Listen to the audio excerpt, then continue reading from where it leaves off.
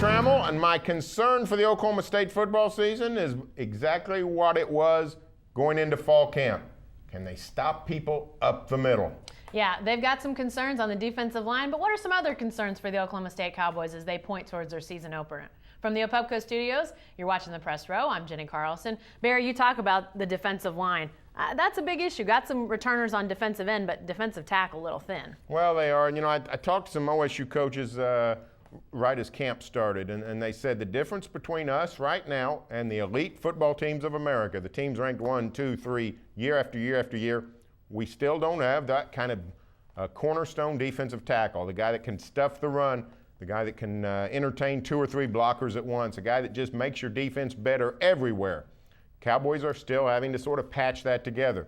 Got some okay players when you're talking about Nigel Nicholas and the freshman James Castleman and little heads from Tahlequah that doing an okay job, but they don't have the blue chip guy in there, the guy that can just make a difference. And most teams don't have that, but most teams aren't in contention for the national championship. So to me, that's the one thing that could keep the Cowboys from contending.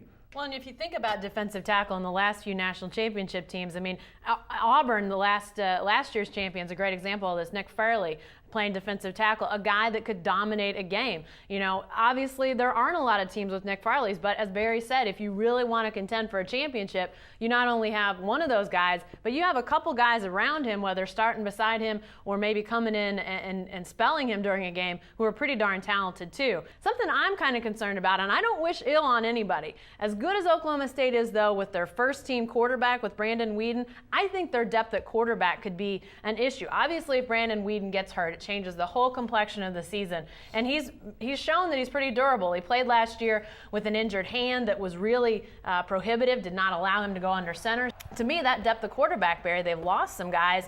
Maybe those guys weren't the answer, but it sure felt better when they had more guys in that backup role. Now, they just really don't have anybody there. Well, they don't. You're right. I mean, if Weeden goes down, then the season's a disaster, and, you know, they're headed for the Alamo Bowl again or someplace. But that's true of most teams. I mean, look at the Sooners when Sam Bradford went out, Landry Jones. Look at around the country. People just can't recover from a quarterback injury. That's the one deal. So I think that is a concern, but you can't worry about it. You just go, you know, Brandon Weeden go play and stay healthy, and we'll live with it. Yeah, and if he stays healthy, though, I think what Barry said earlier is spot on. This Cowboy team has got the makings of a championship team, but then how do they develop along the defensive line? Bill Young has I talked to him, our man John Helsley has also talked to him about the defensive tackle position especially. Nigel Nicholas is a guy who seems to have had a light bulb go on.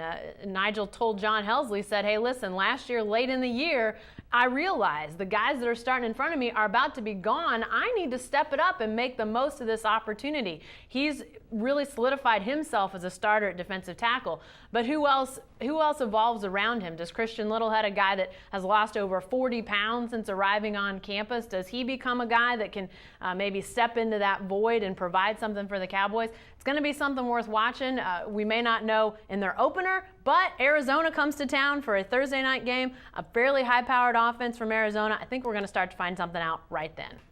Hey, stay with the best coverage team anywhere at newsok.com and every day in the Oklahoma.